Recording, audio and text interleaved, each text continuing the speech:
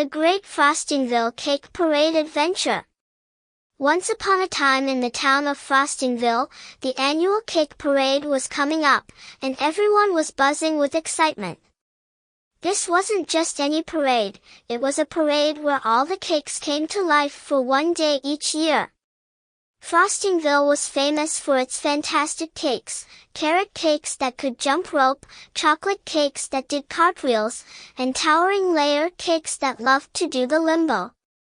The cake parade started on a bright Saturday morning.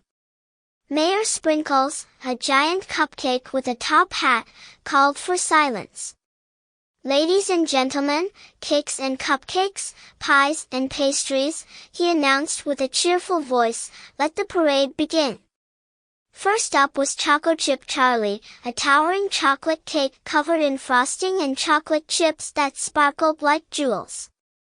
Charlie was known as the friendliest cake in town, always sharing his chocolate chips with everyone. He rolled down the parade path, tossing chocolate chips to the kids watching from the sidewalks.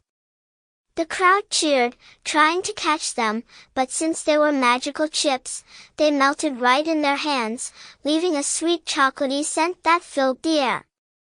Then came Vanilla Vic, a tall vanilla cake with rainbow sprinkles and a big grin on his face.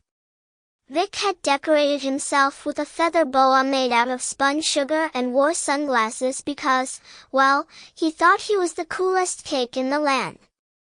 He did a dance called the Sprinkle Shake, where he shook so hard that sprinkles flew off him like fireworks.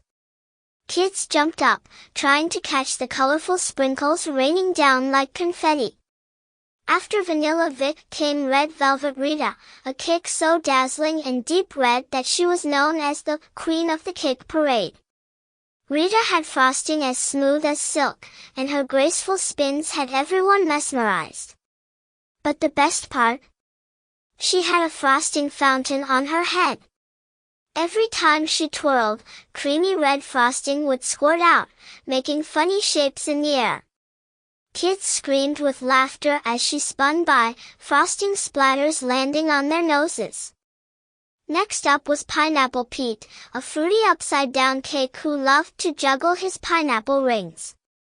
He wobbled down the street balancing the rings on his head, shoulders, and even one on his nose. But as he tried to juggle, he got a bit carried away and stumbled, sending pineapple slices rolling everywhere. The crowd laughed and clapped, and Pete gave a little bow, laughing along with everyone else. Suddenly, everyone heard a loud rumbling. The ground shook as the biggest cake anyone had ever seen rolled into view. It was Mega Birthday Berry, a multi-layered birthday cake so huge it had to be rolled in on a wagon. Barry had hundreds of candles that flickered and changed colors, and a horn that played the birthday song. He announced, "Today is everyone's birthday in Frostingville."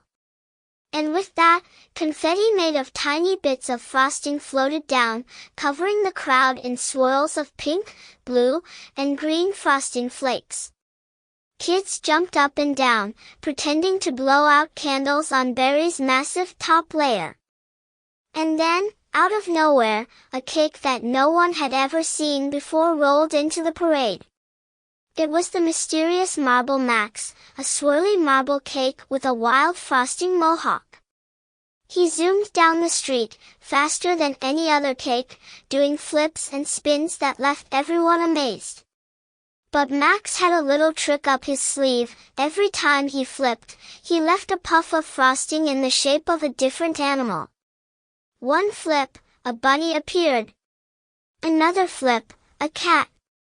By the time Max had finished, the whole street was filled with frosting animals that the kids could scoop up with their fingers and eat. As the cake parade came to an end, Mayor Sprinkles returned to the stage with a grin. "And now, for the grand finale," he announced. Suddenly, all the cakes gathered at the center of town and stacked themselves into one gigantic cake tower. Choco-Chip Charlie, Vanilla Vic, Red Velvet Rita, Pineapple Pete, Mega Birthday Berry, Marble Max, and all the other cakes from Frostingville joined together, creating the tallest, most colorful, and tastiest cake tower ever seen. The kids lined up with spoons, forks, and big smiles as the tower invited everyone to take a bite. As they munched and laughed, frosting smeared on faces and sprinkles in their hair, they all agreed that this cake parade had been the most delicious one yet.